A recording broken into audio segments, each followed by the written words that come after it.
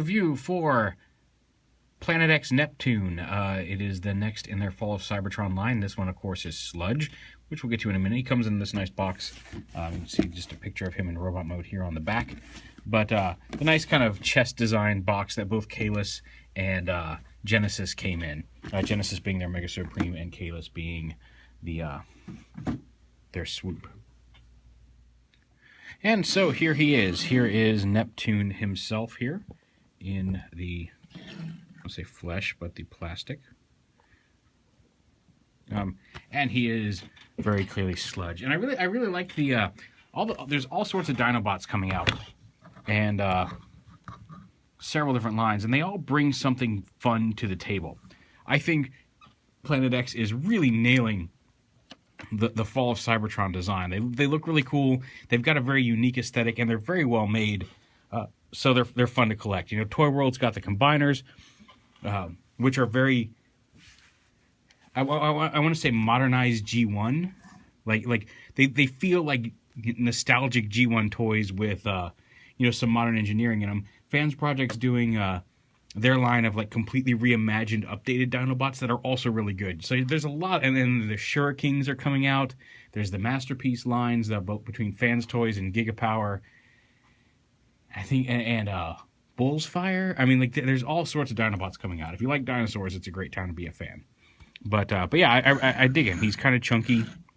I know some people are like Optobotomus mentioned he looks like Littlefoot from Land Before Time. And I think that is a very accurate description. I can totally see that.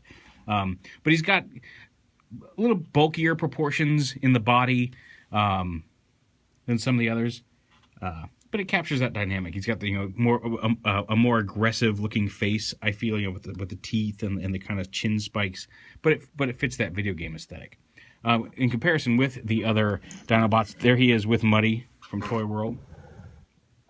And with Columpio from Fans Project, just to give you an idea of how these all look together.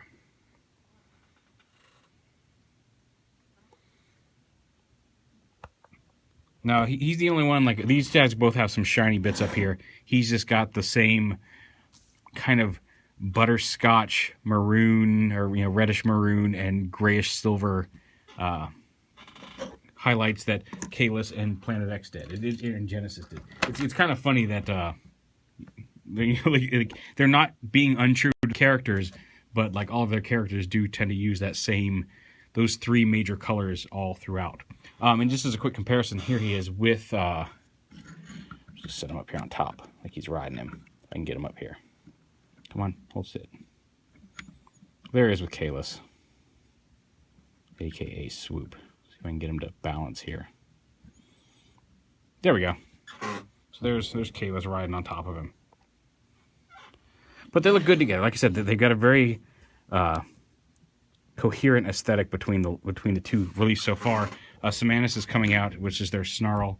He looks really cool. I forgot to bring in Fall Cybertron Grimlock, mostly because I'm still hoping that they make one. I would really love to see Planet X do their take on a Fall Cybertron Grimlock. I know that the toy design is actually pretty close to the one that Hasbro gave us, but I would really, really love to see... I'd love to have one built with a little bit more creatively engineered and of the same quality as these guys. You can use that Fall Cybertron Grimlock with them. I should have grabbed it, but I really hope they do their own, because just quality-wise, I think these are much better than your run-of-the-mill Hasbro toy. So yeah, put them off to the side there. He does come with, before we get to that, we'll do some quick articulation things. He's got a little bit of articulation here in his neck, just right there, and then his head can turn from side to side, and his head moves up and down, and his jaw can open and close. And the legs there's a little bit of a swivel up here, obviously the joint there.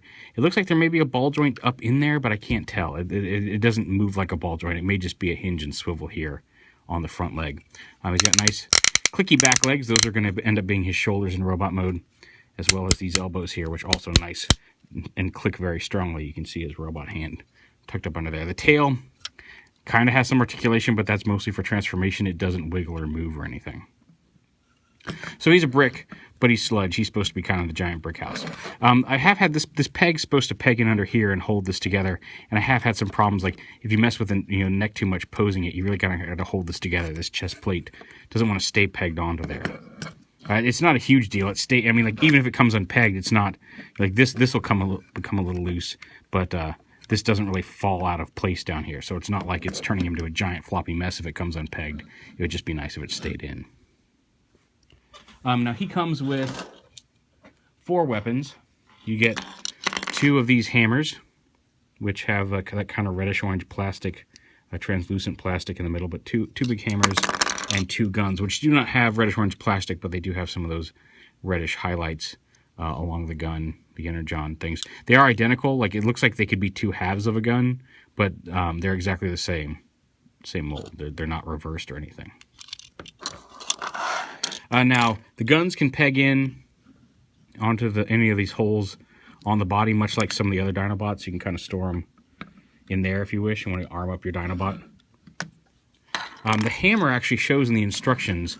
You can see there's a couple of these little groove notches here. You can open this up, and you'll see there's a couple little pegs on the inside here. There's a little slot right in here. You can put this in his back, and you can see you can kind of tab that in place using these slots. So he can store his weapon on his back, but it looks a little weird. I guess this could be like some sort of missile launcher or whatever. So if you want to have him carry his weapons around, you can store that in Dino mode, but it looks a little clunky. It's not super clunky.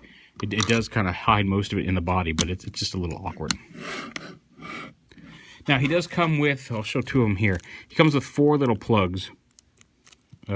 Genesis had them. Kalis didn't, but Kalis didn't really need them. So we're going to take these 2 gray plugs out of here. And they go right in these screw holes here on the neck. We'll show you where these 2 red ones go in robot mode. So you take the bigger of the 2, and you can kind of see how that works. It's sloped at a certain degree, and a certain angle. So you want to just kind of slide it in here so that slope faces up. Just kind of line it up and push it in. It doesn't click. I feel like maybe it should go a little deeper in there, but once it's, you can see, I can kind of see it rotates a little bit there. So that goes in there to cover the screw hole, but it's not falling out or anything. It's just a little loose inside that hole. You could glue it in if you wanted to, if you don't feel like you're ever going to need access to that screw again. And the same with a smaller one up here. And this one actually fits in pretty tightly. And there is some detail work on it. It looks like that should be rotated, so you can get the, yeah, it looks like that should be rotated so that this wider bit is on the bottom to match that thing. We'll worry about that later. I'm sure if I got like a little toothpick or something, I could manipulate that into the proper angle. But for now, that's where it goes. We'll fix it in post. So now on to transformation, and it's not overly complicated. Yeah, so here it is. So we'll start off. If you remember, I was talking this came unpegged. So you lift that up, lift his head up. This little piece right here flips up against his neck, and this piece right here lifts up, rotates around, and is going to end up plugging it up there into the chest. But we'll get to that in a minute. Unpeg his feet here from the front, and then rotate the leg down and around again. You see those nice clicky joints that form his knees. Bring those down. These panels right here fold down, and then the leg folds in, and it kind of pulls like a Toy World snarl here. You can rotate it up, be like that. If you want a little bit more support in the back, you can rotate the foot around like this and use that dinosaur foot as his heel. Personally, I think it looks a little better if you rotate it around, just because it gives him more of a defined heel. And it lets the leg go in a little bit to not stick out the back, but it's entirely up to you.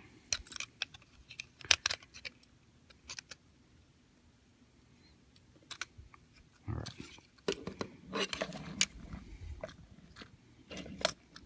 There we go. Get his legs on the same plane here. And we'll come up to the top. Now the tail piece comes back. You see that reveals his head. The chest piece pulls a calyx here, and that it kind of comes out and around. It just slides up here. Come on. It's supposed to. These are supposed to come up on either side of his head. We'll go ahead and get them out of the way. So rotate that around, flip the tail up. Rotate that around. And then the tail comes and sits right here. You open up these two pieces on his back. Maybe that's what it is. Yeah, there we go. And then these can kind of come up and around here. The chest piece, you can see this one's sitting higher on one side because these come up. This one's jammed for some reason.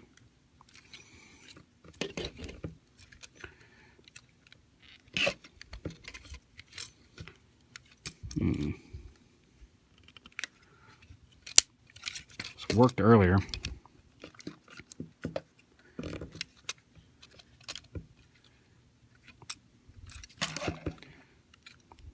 Well, let me see if I can't figure out what's wrong here. Literally, like, the second I stopped recording, it worked. Basically, there's a little, it's hard to see, there's a little peg up here that just wasn't quite clearing. There you go, you see these two notches, and there's a little peg that tabs in on the bottom and on the top, and it just wasn't clearing that. So basically, you got to pull that tab out, and then, which will let you slide this up, and then, you can see, now you can see the tab right here. You just kind of click that back into the slot up top. And then the chest piece comes up, and it pegs right in there onto the front. Get the legs straight here. The legs are on a double joint there, so getting them both on the same click at each joint is exciting and fun.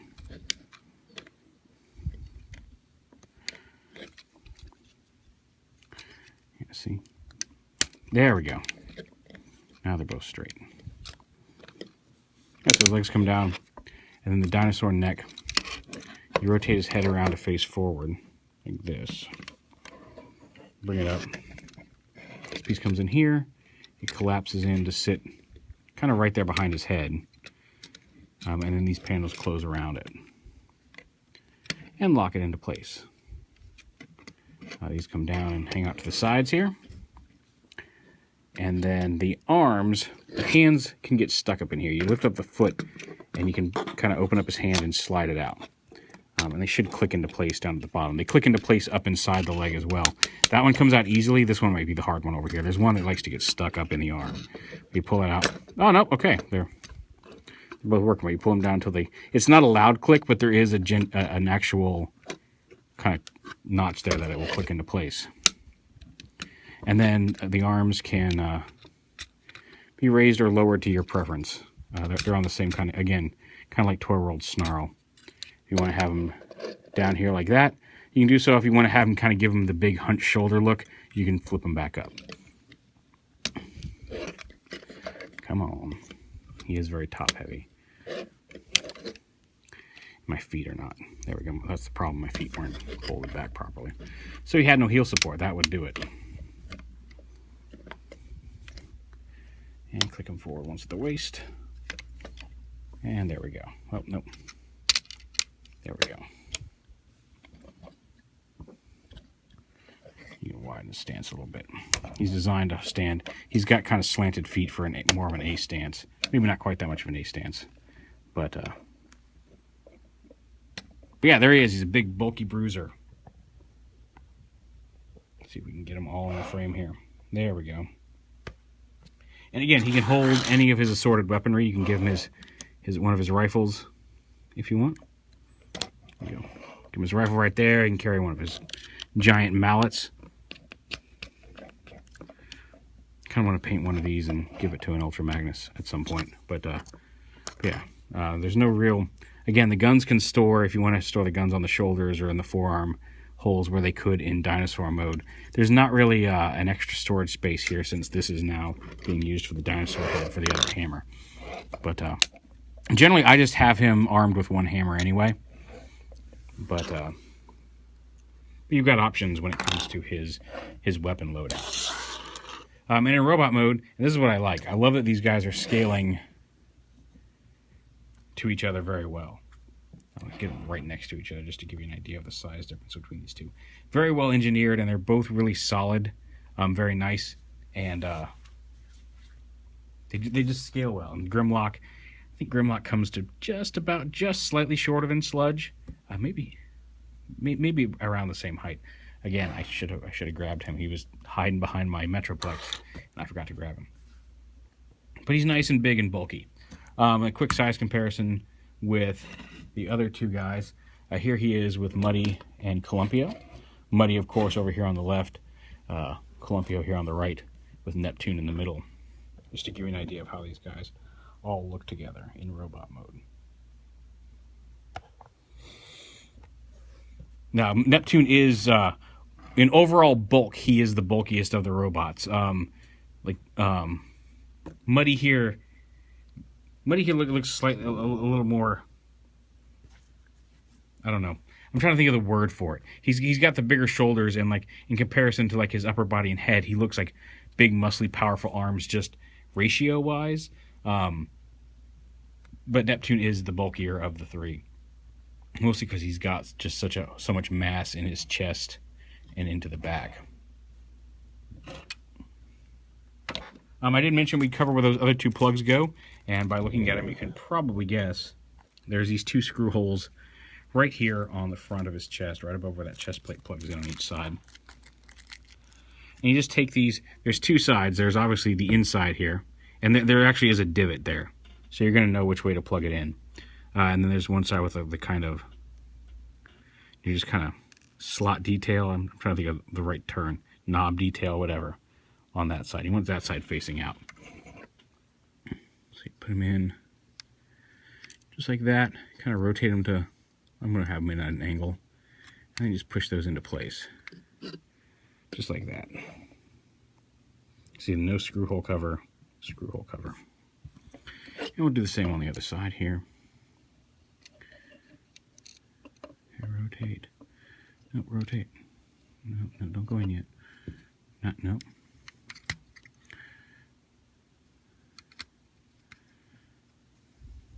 Oh. Again, we'll fix that later. I wanted to have it at the same angle, but you get the idea. The screw hole covers go in. They hide those unsightly screws and give them more of a overall finished look. Articulation, he's got a, his head's on a ball joint. It's a little limited with the dinosaur head right behind it. Not much. It just, you'll hear it kind of, it doesn't stop it from turning, but you'll hear it kind of bump against the dinosaur head back there.